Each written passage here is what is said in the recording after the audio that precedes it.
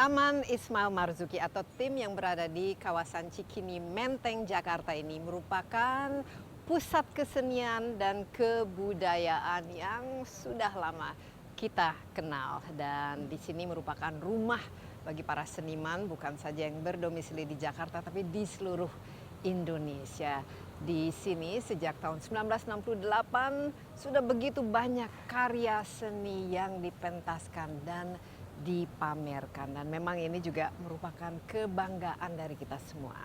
Saat ini Taman Ismail Marzuki ini sedang dalam proses revitalisasi dan tidak lama lagi akan memiliki wajah yang baru. Nah, seperti apa wajah baru nanti yang dimiliki oleh tim, dan kira-kira bagaimana proses renovasi dan revitalisasi ini sedang berlangsung? Insight with Desi Anwar akan segera melihatnya.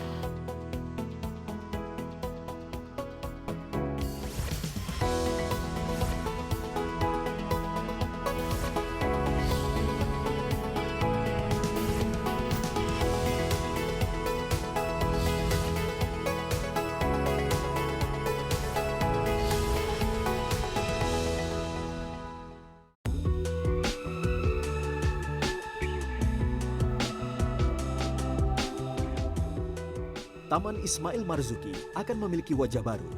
Dengan revitalisasi yang berlangsung sejak 3 Juli 2019, Taman Ismail Marzuki kini punya gedung parkir dengan rumput hijau di atasnya. Gedung perpustakaan yang menyatu dengan wisma seni juga sudah berdiri. Bangunan yang sering disebut dengan nama Gedung Panjang ini punya filosofi. Secara keseluruhan, bangunan ini menggambarkan pinisi, perahu layar tradisional Bugis Makassar, Sulawesi Selatan yang biasa digunakan untuk pengangkutan barang antar pulau. Atapnya yang bertingkat merepresentasikan terasering, lahan miring yang dibuat bertingkat-tingkat untuk pertanian, berfungsi untuk mencegah longsor. Sementara kaca jendela di gedung ini adalah partitur lagu. Melansir laman Jakpro, bangunan baru ini diarsiteki Andra Matin. Desainnya adalah penggambaran dari lagu Rayuan Pulau Kelapa ciptaan Ismail Marzuki. Untuk merevitalisasi tim, Pemprov DKI Jakarta menugaskan badan usahanya PT Jakarta Propertindo atau Jakpro. Total anggaran untuk revitalisasi mencapai 1,64 triliun rupiah. Taman Ismail Marzuki dibangun di area seluas kurang lebih 8 hektar. Pembukaannya diresmikan oleh Gubernur DKI Jakarta saat itu Ali Sadikin pada 10 November 1968. Awalnya, lahan ini merupakan ruang rekreasi umum Taman Raden Saleh serta Kebun Binatang Jakarta yang kini pindah ke Ragunan. Nama Ismail Marzuki dipilih sebagai penghargaan untuk seniman asal Betawi yang telah berjasa menciptakan lebih dari 200 lagu. Di antaranya Halo Halo Bandung, Berkibarlah Benderaku, dan Sepasang Mata Bola.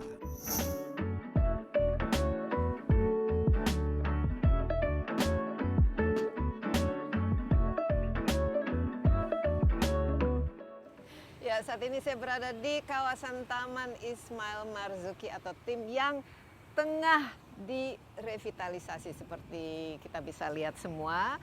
Jadi tidak lama lagi tim ini, sebuah ikon pusat kesenian dan kebudayaan di Jakarta, tentu saja di Indonesia, akan memiliki wajah yang baru. Nah, seperti apa progres dari revitalisasi ini, dan kira-kira nanti apa-apa saja fasilitas yang kita bisa dapatkan di sini. Saya sudah ditemani oleh Project Director dari program revitalisasi ini, ya, Mbak Luki Ismayanti. Halo Mbak Luki, apa kabar? Halo Mbak Desi, kabar baik. Iya, sehat selalu ya. Alhamdulillah Mbak. sehat. Dan kita ini melakukan wawancaranya tentu saja dengan protokol kesehatan sesuai COVID-19. Mbak Luki, ini kalau kita lihat di belakang, sebenarnya dari luar saja ini ada sesuatu yang sangat-sangat berbeda dari dulunya. Nah, mungkin kita awali ya mengenai proyek revitalisasi ini. Seperti kita ketahui, ini tim kita sudah miliki sejak tahun 1968. Ya, dan di sini begitu banyak ragam karya seni yang dipentaskan, dipamerkan, dan yang memang semakin berjalannya waktu, semakin lama semakin tua juga kan bangunannya. Tapi ide di balik rencana untuk revitalisasi ini sebenarnya apa sih? Iya. Jadi kalau melihat umurnya tim sudah 53 tahun lebih ya, tentunya kondisi fasilitas-fasilitas yang ada di sini juga sudah mulai termakan oleh waktu gitu ya. Banyak bangunan-bangunan yang sudah mulai rusak. Kemudian seiring berjalannya waktu juga rekan-rekan seniman ini banyak membutuhkan fasilitas tambahan yang memang menjadi pelengkap dari full urutan kegiatan di sini gitu ya. Nah, berangkat dari situ Pemprov DKI Jakarta memiliki rencana untuk melakukan revitalisasi ini gitu. Karena kalau dari program Pak Gubernur tempo hari sebenarnya yang direvitalisasi itu tidak hanya sebatas fisiknya saja, tetapi merevitalisasi ekosistem berkeseniannya gitu. Jadi ibaratnya sekarang di tim ini dibangun lengkap fasilitasnya, harapannya talent-talent berbakat yang tentunya banyak sekali khususnya di Jakarta ya, itu bisa berlatih seni di sini, bisa pentas seni di sini, bisa berekspresi seni di sini, sehingga ekosistem berkeseniannya itu bisa menjadi baik dan harapannya seniman-seniman kita yang ada di sini bisa menjadi seniman hebat yang karyanya bisa dinikmati di kancah internasional begitu. Ya, jadi bukan hanya bangunan fisiknya saja yang dibugar, direvitalisasi, tapi rohnya itu spiritnya. Tapi ya kalau saya ingat ini sebenarnya spirit dari tim ini selalu khas dengan ada keberanian, kesenian yang sangat canggih dan jiwa bereksperimen dan lain sebagainya. Jadi selain itu apa kira-kira nanti yang spirit yang akan ditambahkan selain mungkin sesuatu yang ya disesuaikan dengan modernisasi dari bangunan ini? Iya, spiritnya memang tim ini bisa menjadi suatu laboratorium seni, etalase seni dan barometer seni gitu ya. Jadi siapapun yang ingin berkesenian di sini bisa menjadi tim ini bisa menjadi tempat tolak ukurnya gitu, ekspresifnya di sini gitu. Kurang lebih itu sih. Iya. Nah, dulu kalau saya ingat ini ada Geraha Bakti Budayanya, ada Galeri Cipta, ada teater kecil, teater halaman dan lain sebagainya. Persisnya apa yang direvitalisasi dan apa yang tidak? Ini kalau jelas ya planetarium kan masih ada di sini. Masih ada. Iya. Jadi di tim ini selain kita merevitalisasi atau merenovasi bangunan yang memang sudah ada, kita juga menghadirkan fungsi-fungsi baru tambahan di sini sebagai pelengkapnya. Kemudian menghadirkan kembali fungsi yang dulunya pernah ada tapi sempat nggak ada, sekarang kita adakan kembali. Kayak misalnya dulu sempat ada Wisma Seni, kemudian seiring berjalannya waktu Wisma Seninya sempat nggak ada, sekarang kita hadirkan lagi Wisma Seni di sini untuk akomodasi baik pementas, rekan-rekan seniman maupun pengunjung nanti yang bisa hadir di sini mungkin dari luar kota. Kemudian dulu ada teater terbuka, sekarang kita hadirkan kembali teater halaman. Itu contoh-contoh yang kita hadirkan kembali fungsi-fungsi tempat yang itu. sama atau ada beda tempat? Berbeda tempat tapi masih di dalam satu lokasi tim ini gitu. Tapi yang teater seperti Bakti Budaya dulu itu semua diganti Iya, jadi Geraha Bakti Budaya itu kita membangun baru karena kondisi bangunannya juga sudah rusak. Itu dirobohkan dan kita membangun baru. Dulu teater Geraha Bakti Budaya itu 4 lantai, kapasitasnya sekitar 800 penonton. Sekarang kita membangun baru dengan 6 lantai, kapasitasnya 850 kursi gitu. Di mana nanti posisinya kalau kita lihat di sini?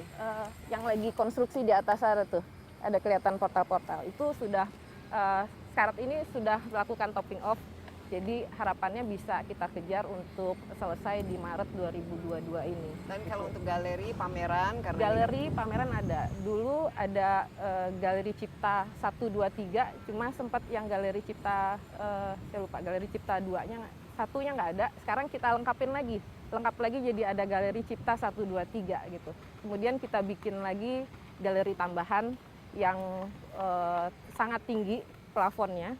Harapannya bisa menjadi suatu area yang bisa memajang benda-benda seni yang besar, yang cukup tinggi gitu. Nanti kita bisa lihat. Jadi Mbak Luki, berapa total bangunan yang dirobohkan dan diganti dengan yang baru, dan kira-kira apa-apa lagi yang betul-betul baru, yang fresh, yang sebelumnya belum ada, kalau dari segi fisiknya? Yang betul-betul baru kita bisa lihat di sebelah kanan ini, kita sebutnya Gedung Panjang. Gedung Panjang ini 14 lantai. Fungsinya ada perpustakaan daerah yang dulunya ada di sana, direlokasi ke sini. Kemudian kita pindahkan juga pusat dokumen sastra HB Yasin yang dulunya ada di sana, masuk ke sini lagi di area podium. Jadi ini betul-betul baru ya? Baru. Kalau ini dulu kalau tidak benar-benar salah ini di bawah ada warung-warung, ada tempat orang duduk-duduk gitu ya? Itu kemudian di atasnya mulai lantai 8 sampai lantai 12 itu ada Wisma Seni, dan lantai 13 dan 14 itu ruang-ruang komite seni gitu. Nah, untuk UKM yang dulu sempat ada di sini, kita siapkan juga areanya di sisi sini nih, sisi depannya planetarium, menjadi UKM yang persis mungkin mirip dengan jajanan tempo hari yang banyak teman-teman bernostalgia di sana gitu ya. Padahal memang itu menjadi hal yang sering ditanyain, ada lagi nggak, ada lagi nggak? Ada, tapi kita bikin yang lebih tertata rapi gitu untuk bisa di sana. Budget proyeknya 1,645 triliun dari awal. Untuk semuanya ya? Untuk semuanya, keseluruhan 1,645 triliun. Itu memang dari awal kami pengajuan ke Pemprov hingga terrealisasinya sampai sekarang memang itu tidak bergerak angka itu.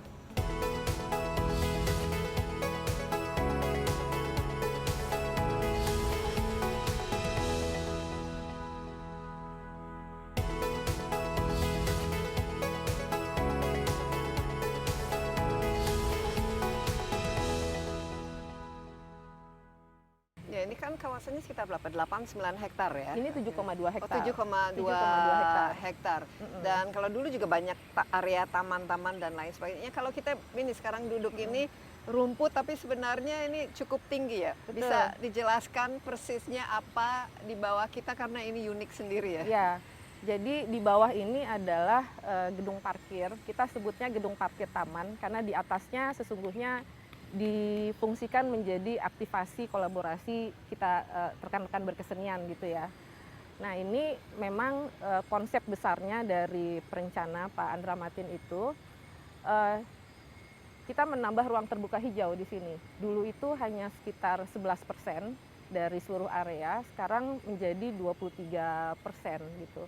Memang konsep besarnya adalah nanti fungsi kendaraan bermotor tidak lagi berada di atas area tim, tapi parkir-parkir yang ada ini semua looping di basement di bawah. Jadi ada koneksi antara gedung parkir taman ini dengan kita sebut Gedung Panjang, Geraha Bakti Budaya, itu semua alur sirkulasi kendaraan di basement. Bisa berapa kendaraan ini? Itu sekitar 600 kendaraan, total 600 kendaraan. Iya, dan ini planetarium tentu masih ada dan tidak tidak diganggu. Betul. Apa kira-kira yang dilakukan terhadap planetarium? Ada renovasinya juga? Ya, jadi memang khusus untuk domnya planetarium ini merupakan bangunan cagar budaya. Jadi waktu kita melakukan desain, ada proses kita melakukan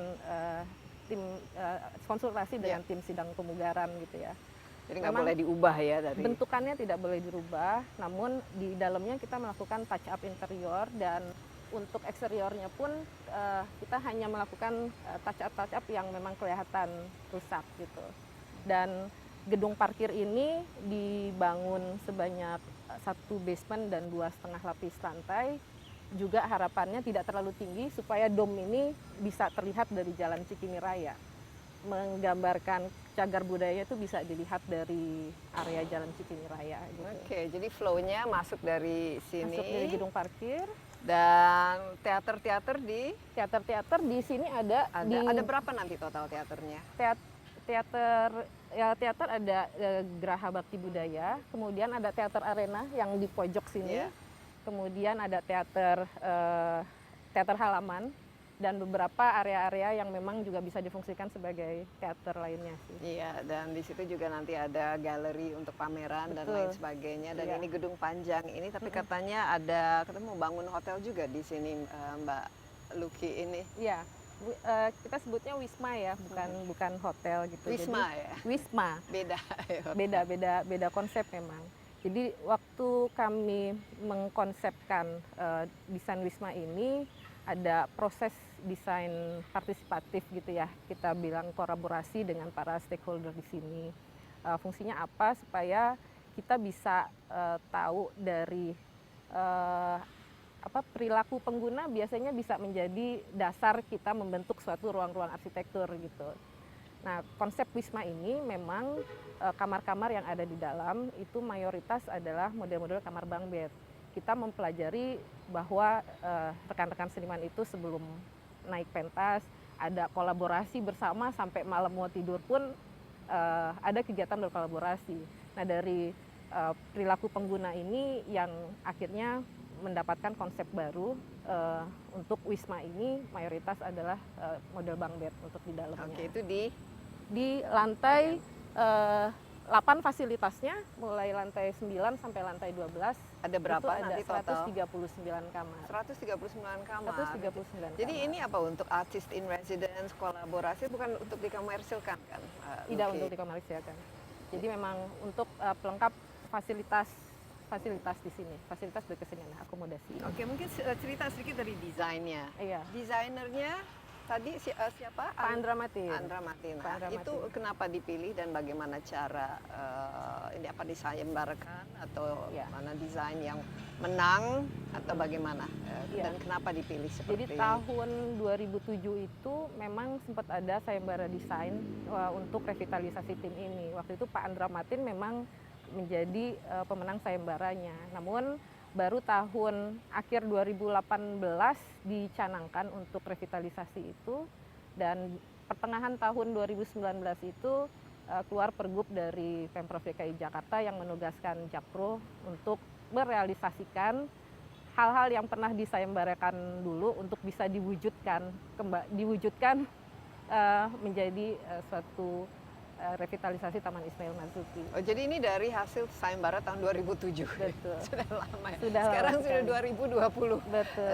Tapi proyek ini sendiri dimulai kalau tidak salah tahun 2019 ya. 2019, Juli 2019 kita start di sini untuk pelaksanaan konstruksi. Nah, seperti kita ketahui 2020 2021 kan pandemi. Ini Betul. kalau dilihat dari desain dan juga luas, ini budgetnya awalnya itu berapa yang dianggarkan untuk membangun Ya. kawasan ini sehingga ya sampai selesai lah. Budget proyeknya 1,645 triliun dari awal. Untuk semuanya ya? Untuk semuanya, keseluruhan 1,645 triliun. Itu memang dari awal kami pengajuan ke Pemprov hingga terrealisasinya sampai sekarang memang dia tidak bergerak angka itu. Tetap Sudah di berapa 1,6. digunakan sampai saat ini? Saat ini sudah digunakan sekitar 80 persen. 80% ya. Oke, dan ini semua dari APBD Jakarta ya, APBN ya. Selama ini tidak selama ini tidak masalah dengan COVID gitu dalam proses pembangunannya, atau apakah ada sempat tersendat, Iya, Mbak Luki, apalagi ada PSBB. betul. Kendala pasti ada waktu awal-awal tahun 2020 benar-benar PPKM atau lockdown itu dilakukan, itu kita sempat shock tuh karena nggak ada persiapan sama sekali untuk antisipasinya gitu. Jadi sempat waktu itu kedatangan material tertunda, pabrik-pabrik supplier kaca, precast itu sempat tertunda karena lockdown gitu ya. Namun belajar dari PPKM pertama waktu itu, antisipasi sampai sekarang kita udah mulai tahu triknya bahwa selama masih bisa kita stok material banyak, kita stok banyak. Sempat di stok material. Iya, banyak. Jadi saat ada kendala harus lockdown atau apa, kita masih punya material yang bisa kita gunakan gitu. Kemudian kedatangan material-material yang memang tidak bisa dihindari harus kita import, itu kita datangkan lebih awal, kita buka PO lebih awal dan onsite lebih awal, nggak apa-apa, tetapi kondisinya jaga-jaga kalau misalnya harus lockdown lagi, kita udah standby peralatan ini untuk bisa di fit out gitu. Kalau dari pekerjaannya bagaimana? Ini pekerja lokal, ini kan Jakpro kan yang Betul. ini. Kira-kira bagaimana? Karena itu kan pasti masalah juga kan. Iya, nah, kalau 100% tenaga kerja di sini adalah tenaga kerja lokal gitu ya, dan 40%-nya itu dari tenaga kerja yang kita ambil dari Jabodetabek gitu. Jadi harapannya itu bagian dari proses pemulihan ekonomi nasional juga, mengkaryakan area. Ada berapa kira-kira pekerja yang? Pekerja di sini kurang lebih saat ini ada 800 orang berjalan untuk yang tim fase 2 dan tim fase 3. Kalau tim fase 1 kan memang sudah selesai. Malah sudah ada yang sempat lihat kira-kira kalau mau bikin acara teater di sini untuk tahun 2023 tempatnya seperti apa. Wow.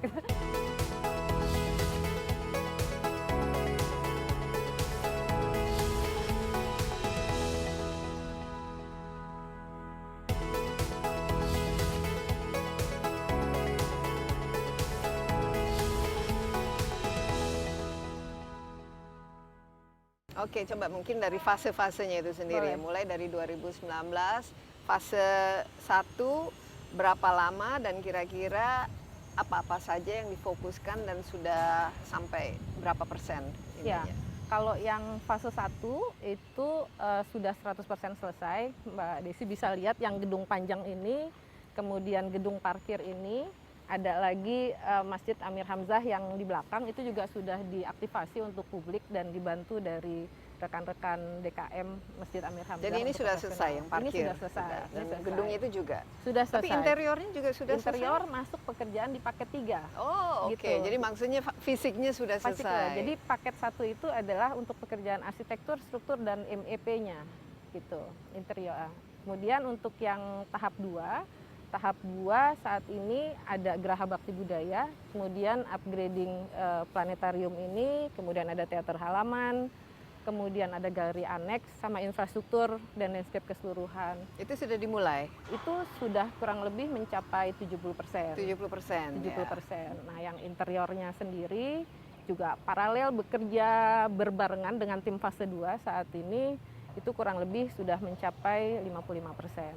55%. Jadi kalau di total kapan ini bisa siap menerima para Iya. seniman untuk datang Betul. memamerkan karyanya? Direncanakan kita selesai di Maret 2022 ini.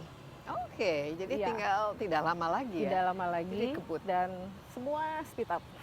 Kalau interior ini bagaimana? Kalau saya ingatkan dulu kan nuansanya Indonesia, Betul. etnis, Betul. banyak inilah ukir-ukiran, kayu dan lain sebagainya. Kalau kita lihat sekarang ini lebih banyak konkritnya, lebih banyak abu-abunya dan semennya. Jadi bagaimana Lucky ini akan nanti seperti ini Ya. kelihatannya atau ada tambahan-tambahan? Konsep besarnya dari desain revitalisasi tim ini sebenarnya Indonesia banget. Indonesia bangetnya tuh bukan berarti harus semua unsur budaya dimasukin gitu ya. Tetapi kita dari Pak Andra Matin tuh melihatnya kayak mengangkat arsitektur Indonesia dengan konsep rumah panggung. Jadi kalau Ini lihat konsepnya rumah panggung. salah satunya. Jadi kalau dilihat bangunan gedung panjang, galeri aneks, kemudian Geraha Bakti Budaya, semua diangkat, konsepnya di bawahnya dibikin area yang blong. Jadi seperti kolong panggungnya rumah-rumah tradisional Indonesia gitu. Kemudian khusus untuk treatment desain di gedung panjang ini mengadop juga terasiring yang di ujung-ujung sana. Kemudian bentukan dari precast itu kalau di potongannya itu merupakan potongan tanggal lagu ciptaan Ismail Marzuki, Rayuan Pulau Kelapa. Gitu. Tanah airku. Betul. Dan Dan di mananya persisnya? nah, precast itu moldingnya masing-masing beda tuh Mbak, lekukannya. Jadi kalau precastnya itu diiris ada ketebalan tipis itu do, ketebalan agak tebal lagi re, tebal lagi mie gitu. Ini harus betul-betul kita Betul, lihat. Jadi seperti betul. not balok ya. Berarti not balok. Jadi dari atas ke bawah gitu kita Ah, bisa mainkan Betul. lagunya. Oke, Kemudian menarik idenya. mengenai tone warna abu-abu dan banyak komponen air di dalam itu memang untuk alaminya, dan ini yang memang diharapkan dari perencana. Dan ada satu lagi tambahan untuk konsep budayanya, karena kita ada di Jakarta. Jadi bisa dilihat di ujung kita mulai pasang tuh Mbak Desi apa namanya, secondary skin dari perforated plat yang dibolong-bolongin itu modulnya tumpal Betawi Oke. gitu. Jadi nanti mungkin dalam ininya penjelasannya Betul. jadi ada ininya lah, ada legendanya Iya. apa-apa aja. Tapi interiornya bagaimana? Interiornya semua tone warnanya coklat dan abu. Jadi memang banyak penggunaan material kayu alami Oke. di dalamnya. Tadi katanya ada material yang harus diimpor, itu seperti apa-apa saja? Itu lebih ke equipment besar seperti lift, genset gitu ya. Memang kemudian equipment panggung yang memang produksinya masih banyak dari luar. Nah, untuk interior desainernya sendiri ada desainer yang berbeda kan atau bagaimana? Semua dari tim Pak Andra Matin. Oke. Wow, luar biasa. Tapi yang paling penting ini nanti Mbak Luki, apakah para seniman ini kan betah merasa at home. Dulu kan kalau tim ini memang tempat untuk Ya. ya berkolaborasi, ide-ide kreatif keluar, tapi juga untuk gaul dan lain sebagainya. Ini bagaimana feedback dari mereka? Apakah mereka excited? Ini sesuatu yang mereka tunggu-tunggu sesuai dengan jiwa seni mereka. Kira-kira sejauh ini apa-apa saja masukannya? Iya, memang harapannya dari desain partisipatif ini dari pengguna, rekan-rekan seniman itu akan memiliki sense of belonging yang tinggi gitu ya. Jadi merasa memiliki tim ini sebagai rumah bersama yang dijaga bareng-bareng gitu ya. Jadi apa namanya, semangatnya dalam proses FGD yang dilakukan Kapan juga itu waktu itu FGD-nya? FGD itu Focus dilakukan dari awal kita mulai melakukan perencanaan hingga belum lama ini pun masih kita lakukan Masih proses FGD, mulai dari eksteriornya, layout-layoutnya ruangan, sampai juga konsep-konsep interior yang akan digunakan gitu. Karena bagaimana juga pengguna adalah yang mereka paling penting lah, yang paling penting stakeholder-nya. yang akan menggunakan apa yang akan dibangun di sini. Jangan sampai yang udah dibangun di sini mubazir, nggak sesuai dengan kegiatan dari teman-teman seniman. Apa-apa saja masukannya dan yang kira-kira di-adjust ataupun disesuaikan dengan keinginan teman-teman seniman ini, contohnya? Iya, pertama konsep dari Wisma Seni, bahwa model kamar itu harusnya guyup gitu ya. Banyak area bunk bed itu salah satu dari bunk bed, masukan. iya. Banyak spot-spot area yang memang bersifat komunal. Jadi di area lobinya pun banyak spot-spot komunal yang bisa menjadi tempat latihan juga gitu ya. Kemudian banyak belajar juga saya di sini, seperti keberadaan teater arena. Teater arena itu tadinya kita nggak paham, teater arena itu kita pikir duduknya madep depan semua. Ternyata konsep sebuah teater arena itu dudukannya harus U-shape, dan si pementas seni itu bisa berkolaborasi dengan si penontonnya, bisa ada di mana aja, namanya arena gitu kan. Nah itu banyak hal-hal baru. Dan itu diubah, disesuaikan disesuaikan bentukan-bentukan dari dudukan dari kursi penonton itu. Dan itu pun bisa extend, pintunya bisa dibuka sampai penontonnya keluar sampai ke halaman gitu.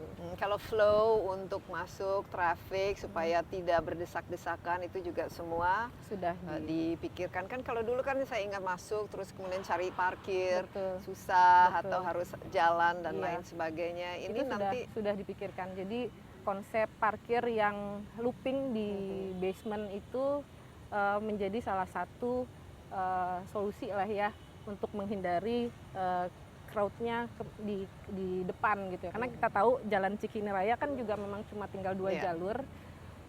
Pedestrian juga sudah disiapkan. untuk konsep besarnya Kota Jakarta bahwa aktivasi dari transportasi publik juga menjadi suatu konsep yang terintegrasi dengan perencanaan tim di sini. Mbak Gitu. Luki, selain Pak Gubernur yang sudah berkunjung sini, kira-kira dari seniman siapa-siapa saja yang sudah datang sini melihat progres dari pembangunan ini? Iya, banyak sih. Dan- Belum lama Mas Panji ke sini. Apa komentarnya?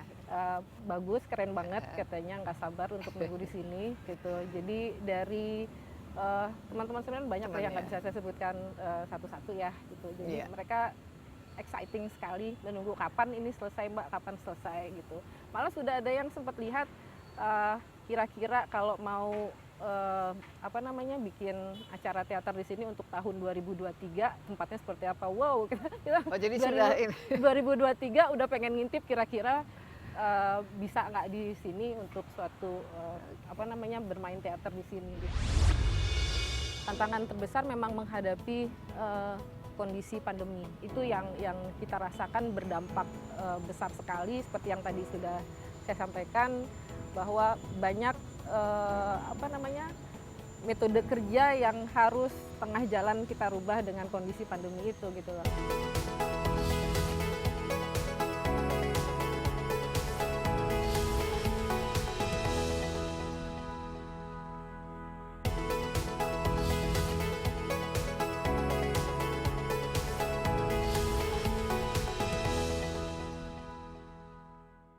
Tapi ini kan bisa buat internasional juga. Betul, kan kalau betul. ada festival seni internasional, pementasan dan lain sebagainya. Jadi kalau mau tidak mau, saya ingat itu waktu itu Geraha Bakti Budaya yang memang masih ini ya agak old fashion ya kalau dulu. Apa kira-kira yang baru dari Geraha Bakti Budaya ini? Iya. Apakah dari akustiknya kan, atau bentuknya, dan Iya. juga sound systemnya atau pentasnya? Ya. Tentunya untuk kualitas sound system, tata panggung dan tata suara gitu ya, kita sudah mengikuti konsep teater yang kekinian yang memang sudah menjadi kebutuhan para pementas gitu ya. Kemudian untuk konsep bangunannya sendiri, selain memang kita touch up dengan Indonesianya banget tadi, dan itu pun di double skin dengan perforated plat modul tumpal Betawi tadi, harapannya memang akan memberikan wajah baru untuk para pementas yang akan berkesenian di situ. Akan sebesar apa nanti kalau ini jumlah penontonnya tadi berapa? Jumlah penontonnya 850. Oh, sama seperti yang yang dulu. Itu pun menjadi bagian proses FGD waktu itu. Karena di sini sudah ada Teater Jakarta yang ada 2 teaternya. Ada teater besar dan teater kecil. Teater besar ini kapasitasnya 1.200 penonton, teater kecilnya 200. Jadi berdasarkan masukan dari teman-teman seniman, butuh ruang yang memang lebih akrab dengan pementas. Kemudian di kelas tengahnya. Jadi kalau mau kecil ada, kapasitas sedang ada, kapasitas besar ada gitu. Jadi sesuai dengan ini karya Betul. seninya. Kalau galerinya itu sendiri bagaimana? Ini dari hasil FGD, karena kalau galeri kan lighting, space itu penting. Seberapa beda nanti galeri Cipta yang baru? Iya, kalau galeri Cipta 1, 2, 3 ada di sini. Untuk lighting pun kita sempat berdiskusi juga dengan rekan-rekan seniman akan seperti apa. Itu pun mendapatkan masukan. Yang memang baru banget itu galeri aneks kita sebutnya. Itu tingginya sekitar 8 meter. Jadi kalau waktu itu sempat ada masukan kalau kita mau pajang patung yang tinggi banget, di mana muatnya. Nah itu yang menjadi kita pikirin juga. Akhirnya dibangunlah galeri aneks yang tingginya sampai 8 meter. Jadi buat instalasi. instalasi karya seni yang tinggi-tinggi itu bisa dipamerkan di situ gitu. Wow, jadi ini sebenarnya sudah boleh bisa digunakan nanti sejak bulan Maret ya. Mudah-mudahan Ada bisa kegiatan, selesai. dan semoga nanti full. Karena kita sudah lama ini gara-gara 2 tahun COVID ini, dan juga kita sudah haus ya hiburan dan ingin melihatkan karya-karya kreatif yang seharusnya memang kita bisa nikmati di sini. Tapi yang untuk ini kan tempat gaul juga ya, apalagi ada IKJ kan. IKJ tidak, karena IKJ tidak ada menjadi bagian yang direvitalisasi. Tapi kan pasti terpengaruh juga lah Betul, dengan karena adanya. secara keseluruhan kita tidak membuat border yang masif dari area IKJ, jadi semua bisa baur jadi satu seluruh area di sini gitu ya. Kalau untuk spot-spot area terbukanya memang banyak sekali. Selain di sini ada di teater halaman di belakang, dan ini pun nanti antara gedung panjang sampai planetarium itu merupakan hamparan rumput yang terbuka. Nah di Jadi buat duduk-duduk, tapi Bisa. ada kafe-kafenya juga nanti buat nongkrong. Iya, nah di Selasar sini Mbak Desi, lantai 1 ini dari depan sampai belakang 200 meter itu blong terbuka. Jadi kalau yang berkeseniannya di luar sini lagi outdoor, lagi hujan, panas, bisa di Selasar situ sambil ada warung-warung kopi UKM mungkin ya, sambil berpentas, sambil latihan seni, Iya, sambil ngopi. itu penting itu biasanya. Penting banget. Buat nongkrongnya. Nah, ada pasar seni nanti bisa jualan handicraft dan lain sebagainya. Ini bagian dari Ya, mungkin bisa ya, karena kita siapkan juga Siap. area-area yang bisa dipakai untuk berkegiatan itu. iya. Jadi memang ekosistemnya itu rohnya harus betul-betul bisa mencerminkan ya jiwa kesenian dari teman-teman yang mereka kan sangat ini kreatif dan sangat kritis juga dan biasanya kan banyak maunya ya. Ini kira-kira sudah ditampung lah semaksimal mungkin ya, Pak Luki. Mudah-mudahan sudah bisa ditampung. Oke, wifi nanti harus ada dong. Ya, tentu dong, tentu. Nggak Wifi ada yang datang. gratis Kalau itu nggak ada nanti wifi, nggak ada yang datang. Sekarang sudah menjadi kebutuhan dasar. Betul. Nah, tapi dalam proses ini dan saya lihat kalau Pak Gubernur dia kan harus menomorsatukan yang istilahnya smart building, membangun juga sesuai dengan sekarang semua harus itu green ya, serba hijau, ramah lingkungan dan juga dari segi penggunaan energi ataupun tenaga listriknya dan lain kan nanti harus hemat. Itu bagaimana pembangunan secara keseluruhan dari segi inilah Ya, lingkungan hidupnya Lingkungan dan hidupnya. juga green buildingnya. iya. Kalau hemat energi memang sudah menjadi hal yang dikonsepkan. Seperti kalau Mbak Desi lihat gedung parkir ini, banyak skylight kaca ini yang kalau siang kita nggak usah pasang lampu lagi. Itu cahayanya tembus sampai ke gedung parkir sini. Begitu juga bangunan masjid dan area-area bangunan lainnya banyak kaca-kaca yang bisa tembus ke dalam gitu ya. Nah kemudian mengenai salah satu persyaratan AMDAL juga mungkin saya ceritakan akan ada kolam resapan pon besar yang di tengahnya itu menjadi teater arena yang difungsikan. Itu sebagai kolam resapan kalau semua saluran di tim ini bermuara ke sana, diresapkan dulu sebelum akhirnya nanti overflow-nya bisa ke kali yang di belakang gitu. Oh, jadi ada resapannya Ada ya? kolam resapannya juga gitu, dan itu cukup besar. Iya. Dan di tengahnya difungsikan menjadi teater halaman. Jadi kalau dari konsep green building ini bisa dikatakan sudah menuju ke sana ya? Menuju ke sana. Pak Luki. Oke, yang planetarium yang berbedanya interiornya apa kira-kira yang kita bisa Iya, harapkan? memang Kak tidak terlalu banyak yang bisa diekspor di area dom ini ya. Kita hanya mengganti kursi-kursinya, kemudian karpetnya dan interior dalamnya saja gitu. Karena memang tidak bisa terlalu banyak bereksplorasi di area cagar budaya ini. Yang kita banyak ekspor itu di bangunan yang di sekitarnya, yang memang bukan merupakan bangunan cagar budaya. Jadi kita eksplorasinya di situ. Ada promenade nanti yang bisa menjadi connecting masa-masa bangunan di sekitarnya. Akan ada reflecting pool juga di depannya.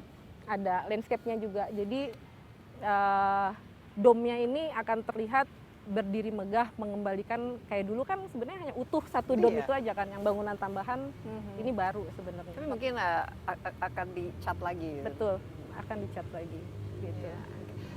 Selama membangun ini proses dan proyek ini, kira-kira tantangan terbesar apa-apa saja Mbak Luki? Kan kalau kita lihat ini dari ada anggaran, ada ininya pekerjaannya itu sendiri, kemudian ya quality control dan lain sebagainya. Iya. Apa kira-kira yang agak ribet dan rumit? Iya, tantangan terbesar memang menghadapi kondisi pandemi. Itu yang kita rasakan berdampak besar sekali, seperti yang tadi sudah saya sampaikan bahwa banyak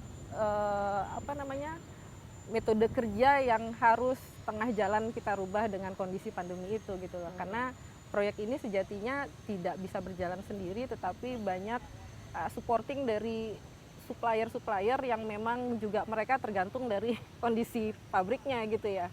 Apakah lockdown atau tidak. Nah, itu yang tantangan terberatnya Itu sih. sampai berapa bulan akhirnya molor karena gara-gara pandemi ini? Pandemi ini kita sempat kaget di 3 bulan. 3 bulan pertama itu masih belum ketemu ininya, langkah-langkahnya gitu. Sampainya setelah 3 bulan ke sana sudah bisa diantisipasi. Tapi kalau dari yang lain-lain dalam proses membangun ini ada yang agak susah ataupun sulit dilakukan? Enggak sih, so far bisa berjalan sesuai rencana. Dari beberapa proyek yang saya pernah kerjakan itu sangat berbeda-beda, dan ini merupakan banyak hal baru yang bisa dipelajari, terutama mengenai berkesenian itu seperti apa, perilaku pengguna seperti apa, yang akhirnya bentukannya jadinya seperti ini.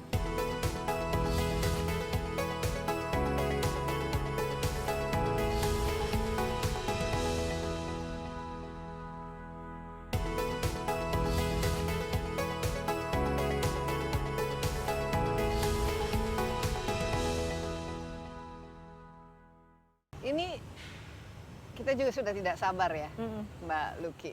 Pak Gubernur sendiri bagaimana kira-kira? Ini saya lihat ada keinginan untuk menjadikan ini area ini sebagai ikon ya, rumah bagi para seniman.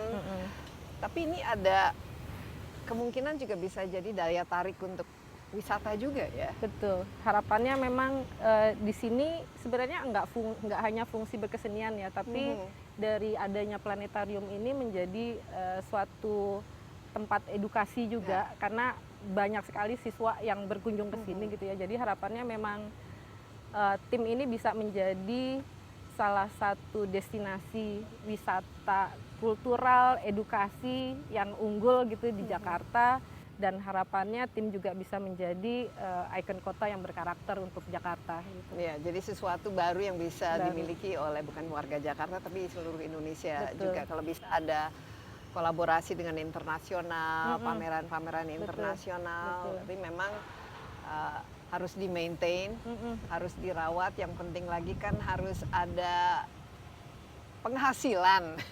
Nah, kira-kira dari mana-mana saja itu bisa didapatkan gitu untuk sustainabilitas atau keberlangsungan dari. Iya, jadi memang kalau di tim ini tidak semuanya melulu untuk bisa mendapatkan revenue gitu ya. Jadi memang Karena memang ini sifatnya ada adalah fungsi lebih, pelayanan publik Nah. di sini yang memang ada peran Pemprov DKI juga. Iya, tapi yang jelas tidak akan ada ini ya, hotel berbintang 5 yang kan Nggak. sempat kita dengar itu sudah Nggak ada, semua ide untuk berganti konsep komersialisasi dan Tidak. lain sebagainya itu menjadi Wisma. jadi Betul, wisma, menjadi wisma. itu. Dan memang kalau saya melihat di negara-negara lain juga mereka punya yang namanya artist in residence, mereka bisa datang untuk tinggal di situ dan untuk merenung, menghasilkan karya dan lain sebagainya. Bagus ya, apalagi kira-kira sekarang yang harus diselesaikan dalam beberapa bulan ke depan. Iya, untuk beberapa bulan ke depan kita lagi ngebut untuk pekerjaan interiornya. Untuk wisma dan perpustakaan juga sudah hampir selesai. Dari Dinas Perpustakaan dan Kearsipan juga sudah siap-siap untuk pindahan. Sekarang buku-bukunya di mana? Buku-bukunya disimpan dulu sama Dinas Perpustakaan dan Jangan sampai Kearsipan. rusak gitu. Disimpan dulu. Nah, sekarang kita sudah punya ruang-ruang yang memang sudah siap untuk bisa disimpan dulu bukunya. Jadi sebagian memang sudah dipindahkan ke sini. Tapi itu nanti sesuai karena kan perlu temperatur yang suhu yang pas kalau untuk buku supaya Karena rusak. dalam prosesnya lagi-lagi desain partisipatif ini kita lakukan bersama dari teman-teman dari Dinas Perpustakaan dan Jadi Kearsipan. perpustakaan berapa lantai? Perpustakaan ini lobinya di lantai 3, kemudian dia lantai 4, 5, 6, dan 7.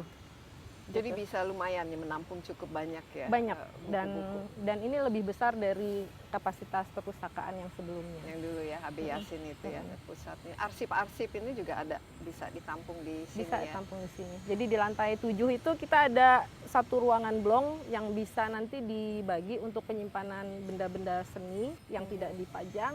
Kemudian penyimpanan buku-buku itu nanti areanya terpisah antara buku dan untuk penyimpanan benda seni. Tapi di lantai 7 semua. Di lantai 7 semua. Itu yang permanen ya. Ada Permanen. ini pameran yang permanen yang milik dari tim itu sendiri yang Kalau yang untuk pameran, kita akan ada museum tim rencananya untuk benda-benda yang pernah ada di sini. Kayak Iya. misalnya kan dulu ada patung iya Taman kan, Ismail Marzuki kan ada yang yang bagian setengah dan- badan ya. iya. Itu nanti rencananya akan disimpan di museum tim.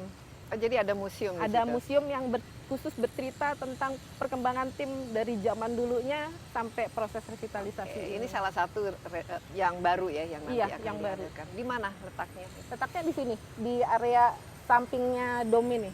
Oke, jadi coba kalau kita ini lagi ke fasilitas yang akan ada dan ini di 7 hektar ini bisa satu persatu lagi nih gedung panjang ini ya, yang berapa ini luasnya? Gedung panjang ini ada 42.000. 42.000. Luasnya ada 14 lantai, ada fungsi perpustakaan, PD SAB Yasin, Wisma Seni, ruang-ruang komite seni juga ada di atas.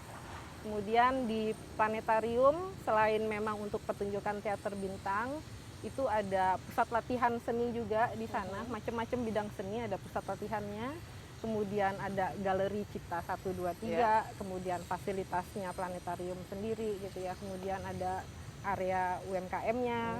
Pastikan kalau nonton di sini ada beli minumnya atau apa Iya. gitu ya. Kemudian ada lagi Geraha Bakti Budaya, kapasitas 850 penonton. Kemudian ada lagi galeri aneks yang memang masa bangunannya sendiri dan tinggi banget.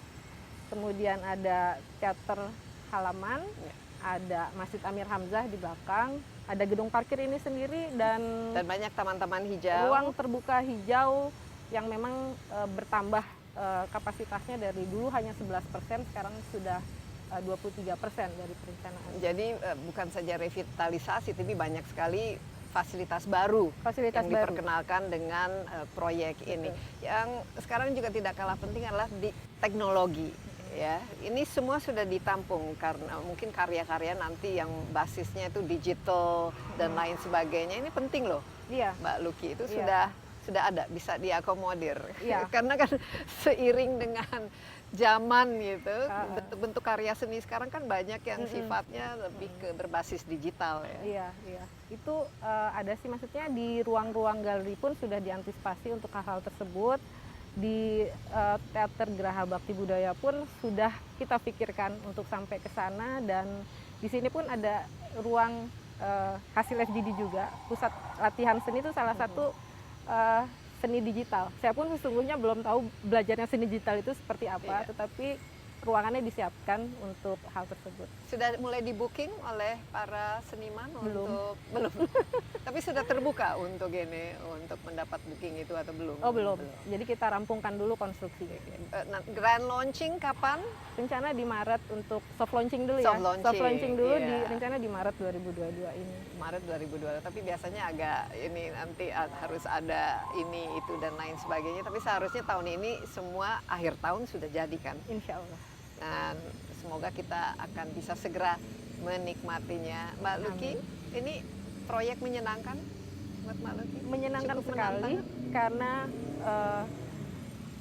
karakter proyek dari beberapa proyek yang saya pernah kerjakan itu sangat berbeda-beda, dan ini merupakan banyak hal baru yang bisa dipelajari, terutama mengenai berkesenian itu seperti apa, perilaku pengguna seperti apa, yang akhirnya bentukannya jadinya seperti ini.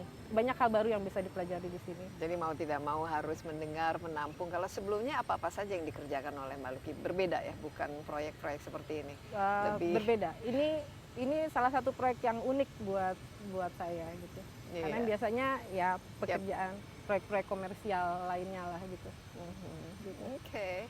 Mbak Luki, sekali lagi terima kasih, sukses, semoga semuanya rampung Amin. sesuai dengan jadwal dan kita juga semua bisa menikmati ya Taman Ismail Marzuki ini yang memang sesuatu yang dari dulu kita sebenarnya take it for granted ya, selalu ada, tapi ya mungkin dalam perjalanan waktu juga kurang diperhatikan atau kurang dirawat, dan juga mau tidak mau sekarang kan kita juga harus menyongsong ya era baru. Bangunan itu juga harus ramah lingkungan, harus smart building, dan juga supaya ekosistem ini ekosistemnya berkesenian, tapi tentu saja bisa kita nikmati semua, bukan saja teman-teman dari dunia seni budaya, tapi seluruh publik juga tentu harus bisa menikmatinya dan mengapresiasinya. Sekali lagi terima kasih. Ya, demikian Insight with Desi Anwar kali ini, dan jangan lupa Anda juga dapat menyaksikan acara ini di cnnindonesia.com dan di YouTube Insight with Desi Anwar. Kita masih dalam suasana pandemi, jadi jagalah protokol kesehatan kita, jangan sampai lengah, rajin cuci tangan, menggunakan masker, jaga jarak dan hindari kerumunan. Sampai jumpa. Stay safe. Bye-bye.